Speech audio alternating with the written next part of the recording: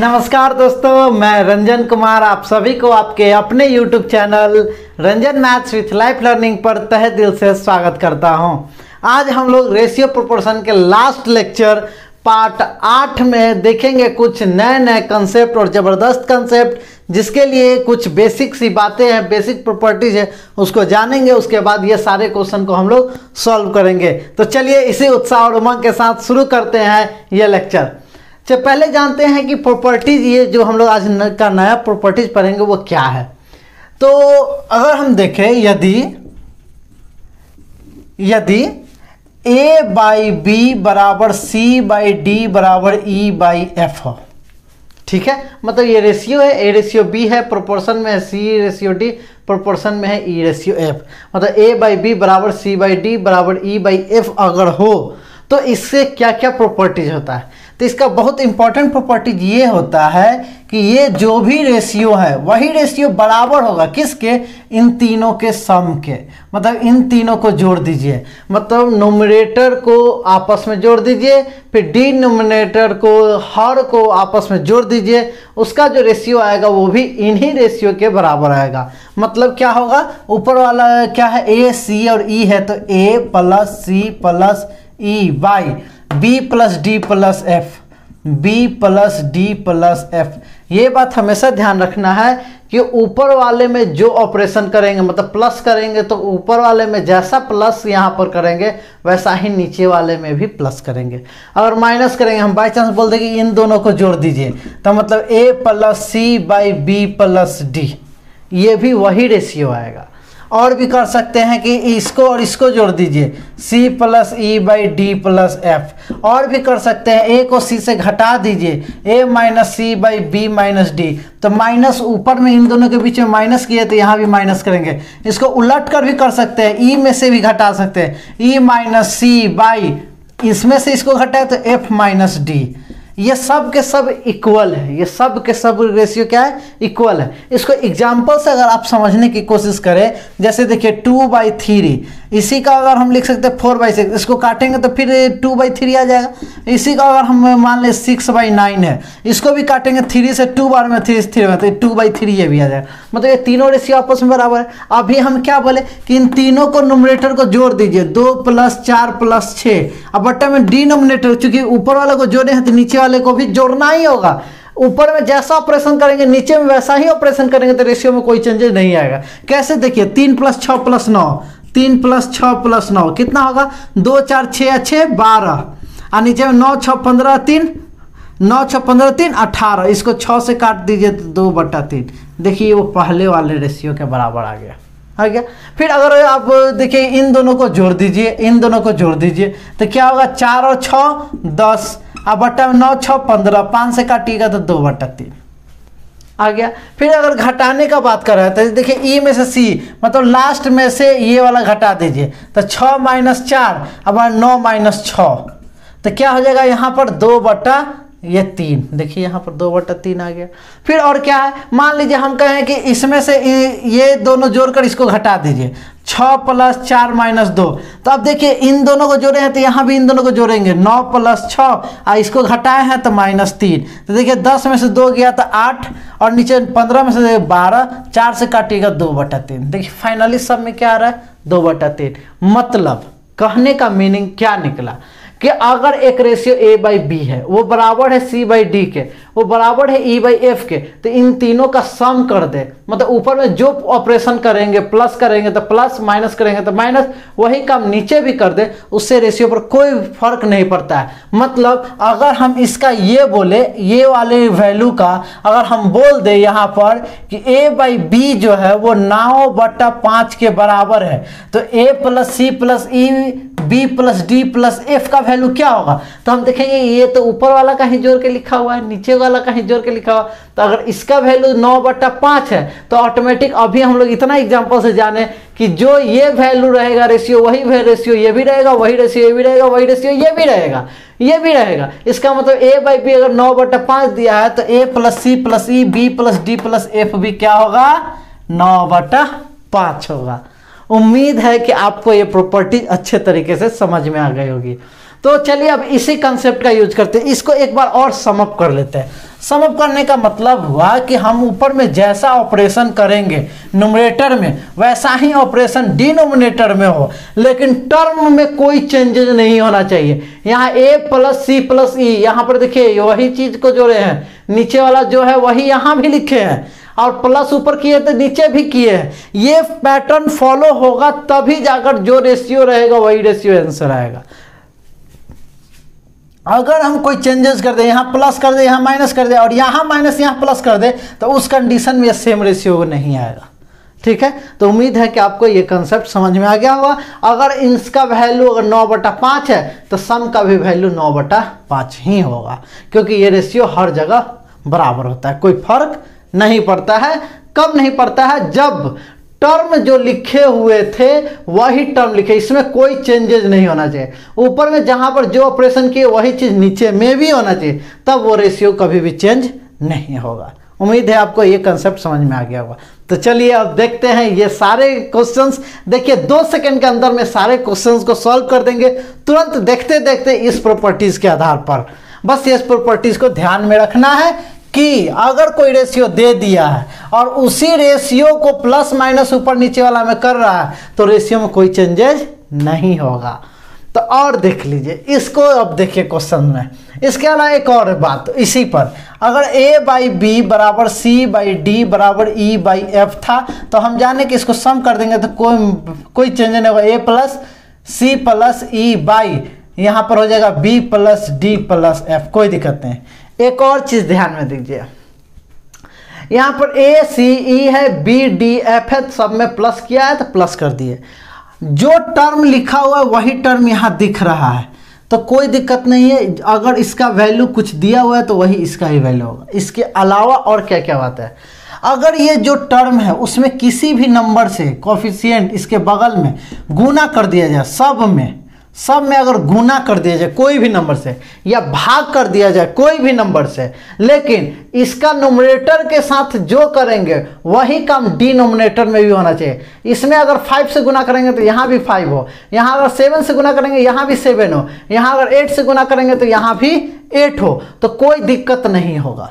क्यों नहीं होगा दिक्कत? बताइए, यहाँ 2 लिख देंगे कट जाएगा, कोई यहाँ अगर 5 लिख देंगे कट जाएगा, कोई दिक्कत नहीं है।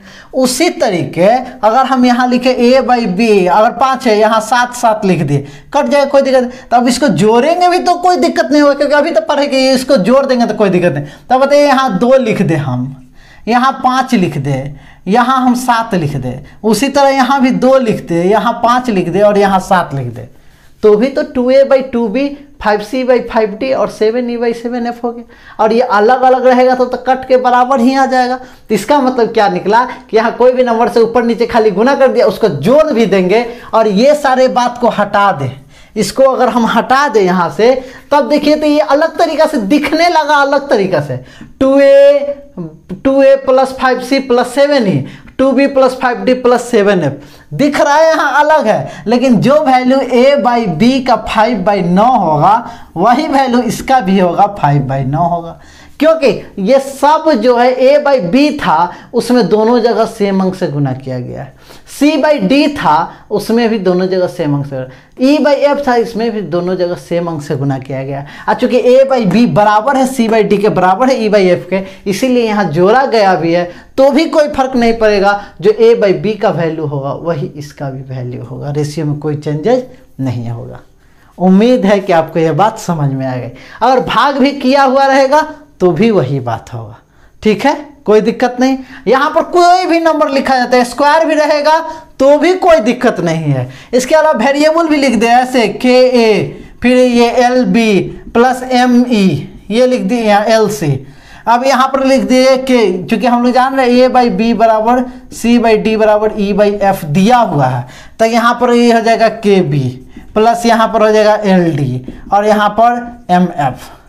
तो यहाँ पर कोई भी नंबर हो सकता है, वेरिएबल भी हो सकता है, लेकिन अगर ये 4/5 है तो इसका भी वैल्यू 4/5 होगा, क्योंकि यहाँ पर ऊपर नीचे सेम है, तो कोई दिक्कत नहीं। इसका जो वैल्यू होगा रेशियो का वही यहाँ भी आंसर होगा।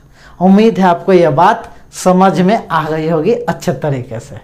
तो चलिए अब क्वेश्चन को देखते हैं और फटाफट काम करते हैं। एक चीज़ और देख लीजिए इसे में, अगर हम ये बात बोले कि यहाँ पर कुछ भी गुना कर रहे हैं, यहाँ पर मान लीजिए लिख दिए, हम मान लीजिए के स्क्वायर लिख दिए, यहाँ भी के स्क्वायर लिख दिए, कोई दिक्कत नहीं, के कट जाएगा, के स्क्वायर भी कट जाएगा, कितना भी भयानक नंबर यहाँ लिख दे ऊपर नीचे कटना ही है, कोई फर्क नहीं पड़ेगा।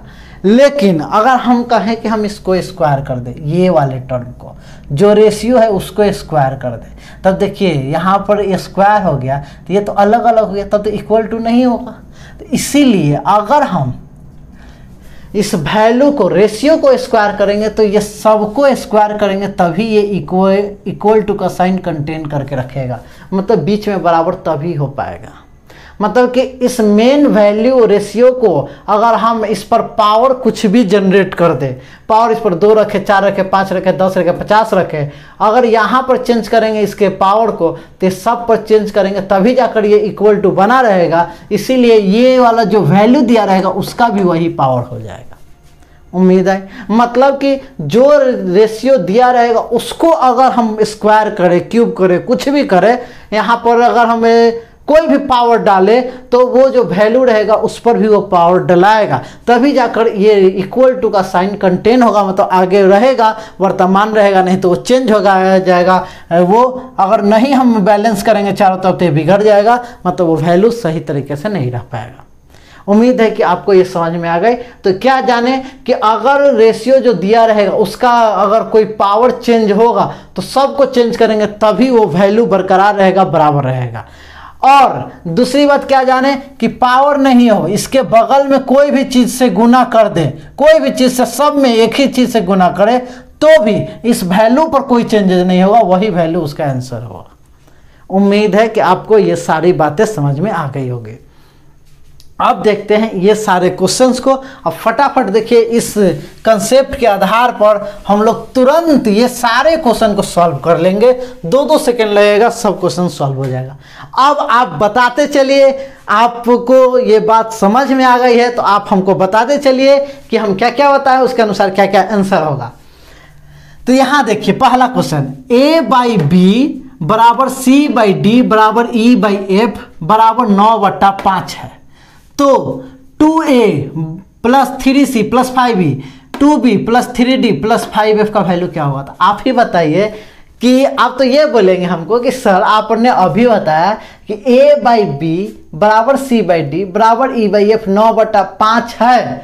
तो अगर a/b यहाँ पर दिख रहा है और सेम अंक है, c/d यहाँ पर दिख रहा है सेम अंक है, e/f यहाँ दिख रहा है और सेम अंक है, तो ऊपर न्यूमरेटर में न्यूमरेटर को जोड़ा गया है, डिनोमिनेटर में डिनोमिनेटर को जोड़ा गया है। इसका अर्थ यह निकलता है कि जो रेशियो का वैल्यू यहाँ दिया है वही इसका भी आंसर होगा, इसमें तो कोई चेंज नहीं होगा।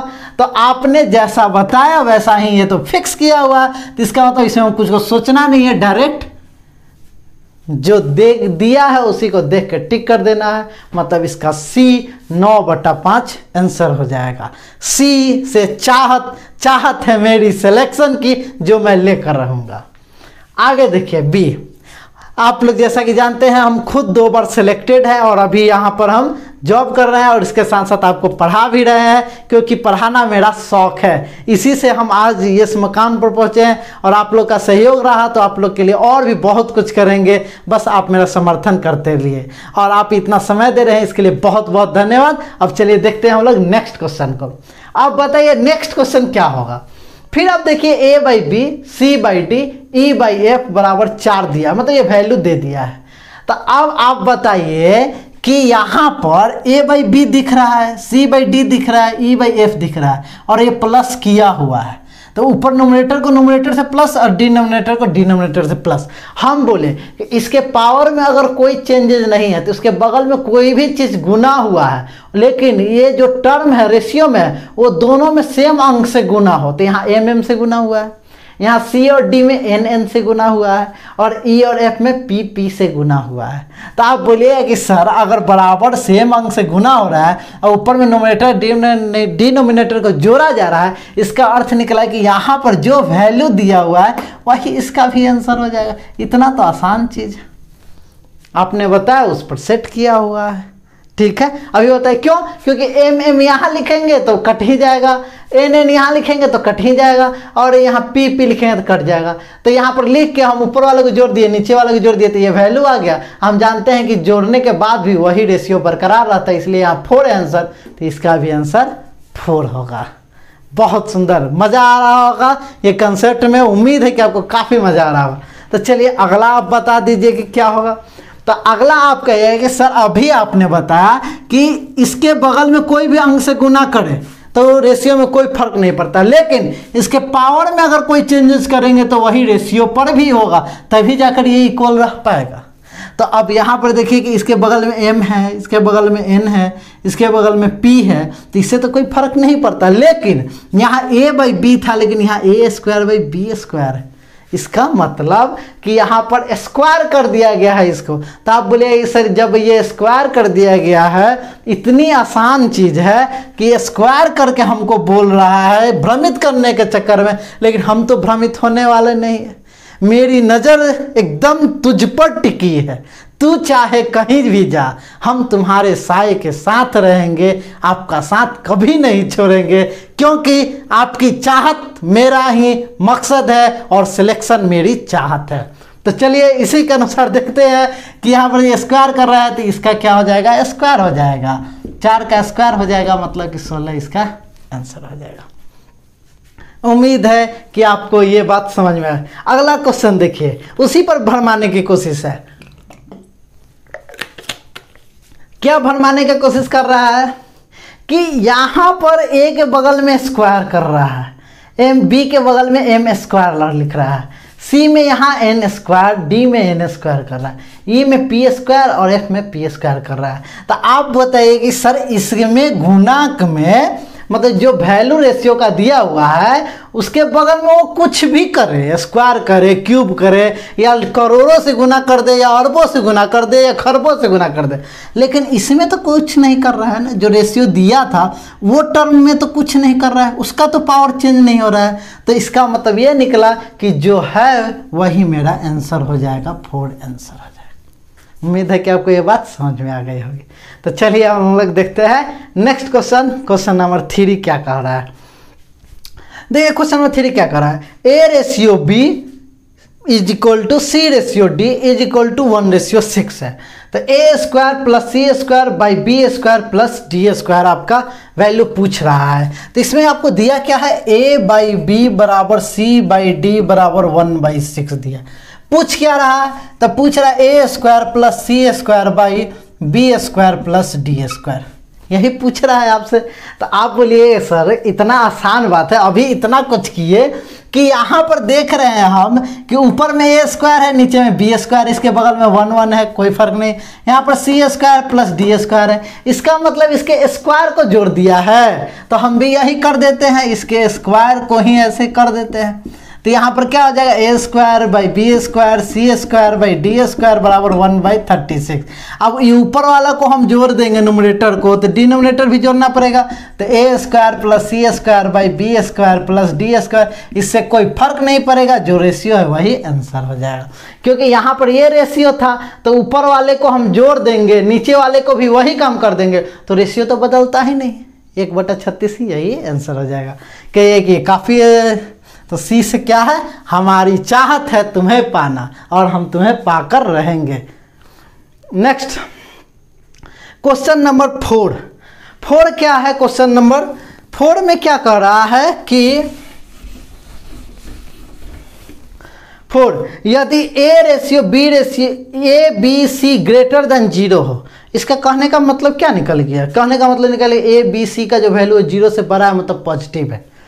तो हमको क्या निकालना है, a/a + c, b/c + a और c/a + b का वैल्यू क्या होगा, यही हमसे पूछ रहा है। तो एक बार यहाँ लिख लेते हैं, क्या है, a/a + c, b/c + a और c/a + b बराबर पूछ रहा है कि यहाँ पर क्या होगा। तो हमसे यहाँ पर अगर हम गौर से देखें, अभी प्रॉपर्टीज ही पढ़े हैं कि हमको कैसे वैल्यू लाएंगे। यहाँ पर हमको तो वैल्यू 1/2, 3/2, 7/5, 5/3 दिख रहा है। तो ये आंसर में से हम कैसे लाएंगे? तो हम बोलेंगे कि अभी हम पढ़े हैं कि ऊपर वाला जोड़ देंगे नीचे वाला जोड़ देंगे तो रेशियो पर कोई फर्क नहीं पड़ेगा, और फर्क नहीं पड़ेगा तो इसका मतलब इसका जो रेशियो आएगा सबके लिए ही बराबर होगा। तो हम ये देख रहे हैं कि ऊपर में जो टर्म्स ए बी सी दिखाई दे रहा है, नीचे में भी वही टर्म ए बी सी दिखाई दे रहा है, लेकिन कुछ ज़्यादा बड़ा है। तो हम ऐसा करते हैं कि इसको जोड़ कर देख लेते हैं। अगर हम जोड़ देंगे ऊपर वाले टर्म को तो a plus B plus C आएगा, और नीचे वाले टर्म को जोड़ेंगे, देखिए a plus C plus C plus A plus B, मतलब 2 बार a आया, 2 बार यहाँ c आया, और हम लिखे a by A plus C नहीं होगा, a by B plus C होगा ना, यहाँ क्वेश्चन में होगा a by B plus C, a by B plus C होगा यहाँ, ठीक है, एरर है। यहाँ होगा a by B plus C, b by C, ऐसे भी देखिए यहाँ b है तो यहाँ b नहीं है, यहाँ c है तो यहाँ, इसी तरीके से क्वेश्चन सेट होते हैं। तब देखिए यहाँ पर जोड़िएगा तो देखिए यहाँ b 2 बार है, c 2 बार है, a 2 बार है, इसका मतलब 2 बाहर करते a plus B plus C बचा। यहाँ देखिए a plus B plus C cut गया तो ऊपर में बच गया 1, नीचे में बच गया 2, यही इसका रेशियो है। हम लोग अभी पढ़े कि न्यूमरेटर को जोड़ देंगे और डिनोमिनेटर को जोड़ देंगे तो जो रेशियो आएगा वो सबके लिए बराबर है, मतलब इसका भी वैल्यू 1/2 ही हो, इसका भी वैल्यू 1/2 हुआ, इसका भी वैल्यू 1/2 हुआ। यही हम जब पूछ रहे थे कि इसका वैल्यू क्या होगा, तो इसका वैल्यू होगा 1/2a। औकात है हम में, औकात है हम में कि हम सिलेक्शन लेकर रहेंगे, ए से औकात। अब आइए 5 नंबर क्वेश्चन। अब आते यहाँ पर ए बी और सी ग्रेटर देन 0 देने का क्या अर्थ था? अगर ये नहीं देता तो भी क्या यही आंसर होता कि और भी कुछ हो सकता था? तो ये दे दिया, इसमें मतलब देने का मतलब होता है कुछ जरूर है जो नहीं हो सकता है, तभी ये कंडीशन दिया है। तो क्या, तो हम अभी बताए थे कि हम जोड़ भी सकते हैं और घटा भी सकते हैं तो भी कोई फर्क नहीं पड़ेगा। तो आप यहाँ पर गौर से देखिए इन दोनों को, अगर हम इसमें घटा दें तो मतलब ऊपर वाला को हटाएंगे a माइनस बी तो ये भी घटेगा, तो b प्लस सी में से इसको घटाएंगे तो माइनस सी माइनस ए, सी तो कैंसिल हो गया, ऊपर a माइनस बी है जबकि नीचे क्या है b माइनस ए, अपोजिट है, माइनस कॉमन लेना पड़ेगा तो a माइनस बी, नीचे से माइनस कॉमन लेंगे तो होगा a माइनस बी, मतलब ये कैंसिल हो जाएगा तो -1 आ गया। क्या आ गया? -1। तो इसी क्वेश्चन का आंसर -1 भी होता, क्या होता? -1 होता।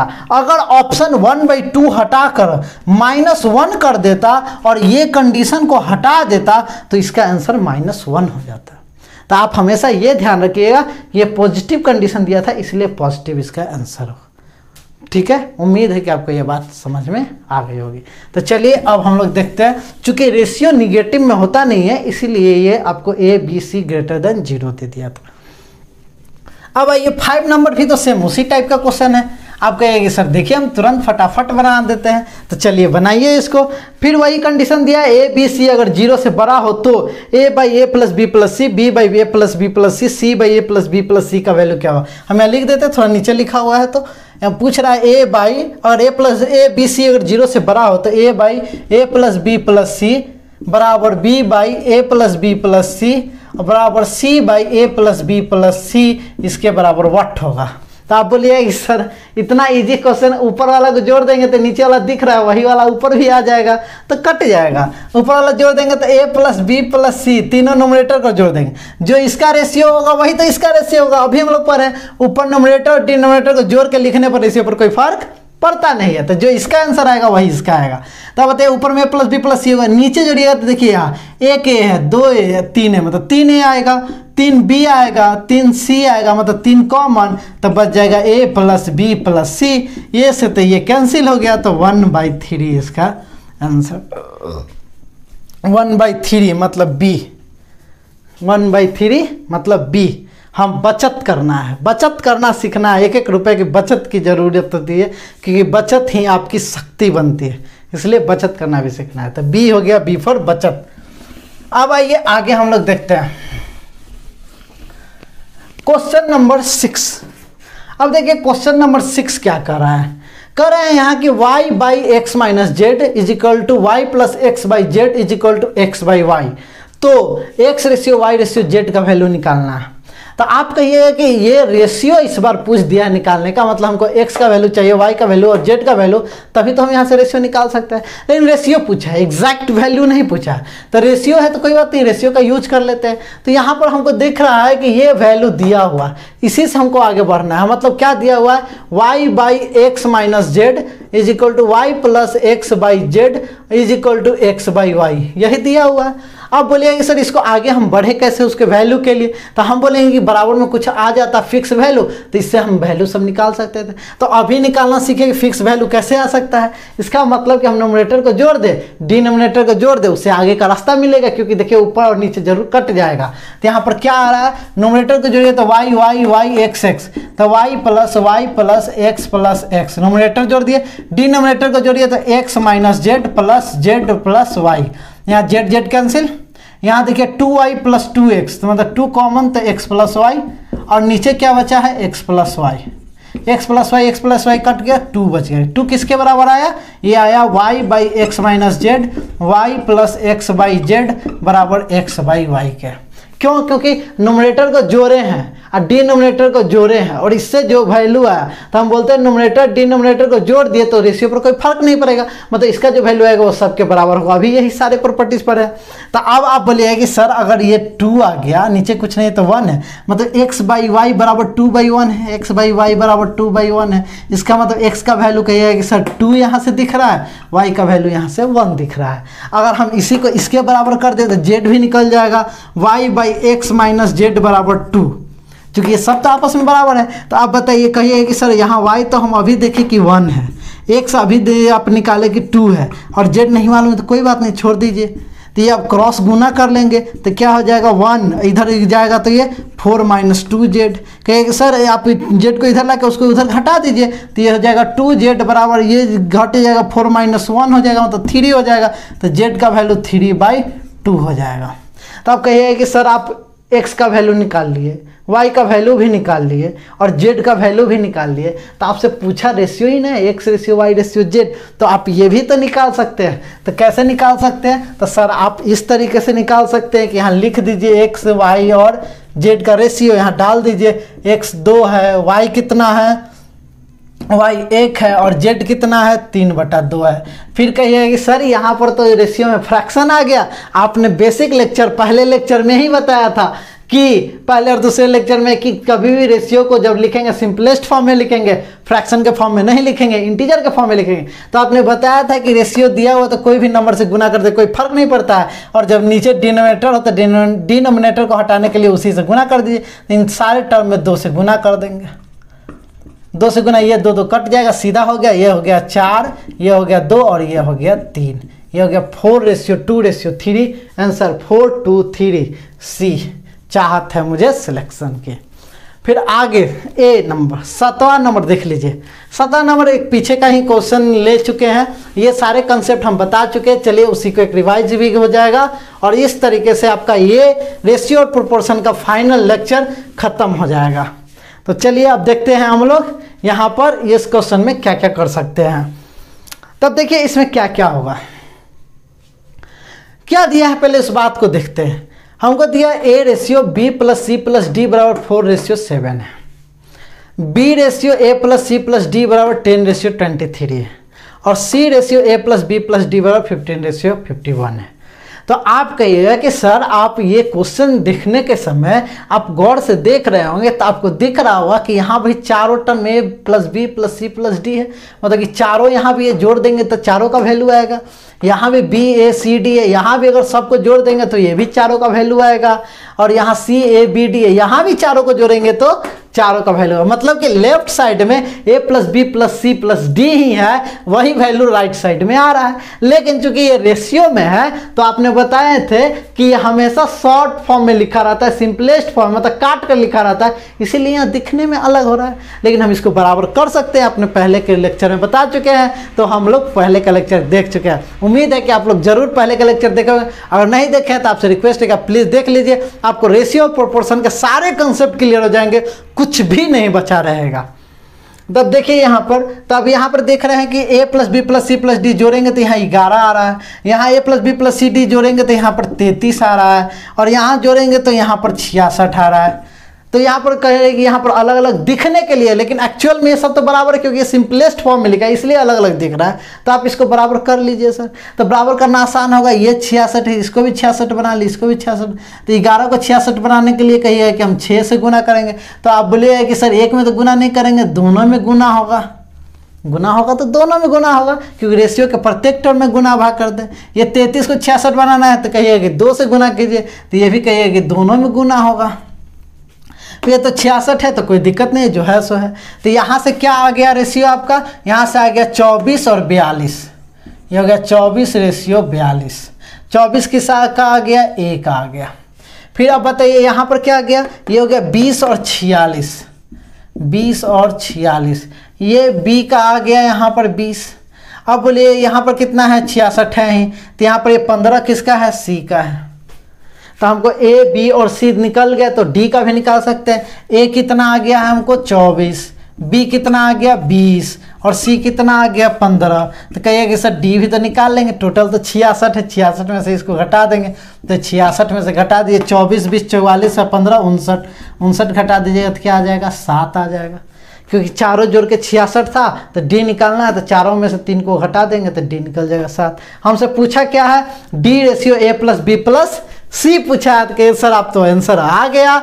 यहाँ पर 7 है D, तो यहाँ 7 लिख देते हैं। Ratio A plus B plus C लिखना है, तो यहाँ पर देखिए A plus B plus C, अभी तो यहाँ से निकला है 59, तो यहाँ लिख दीजिए सर 59। तो ये आपका आंसर हो गया 7 रेशियो 59।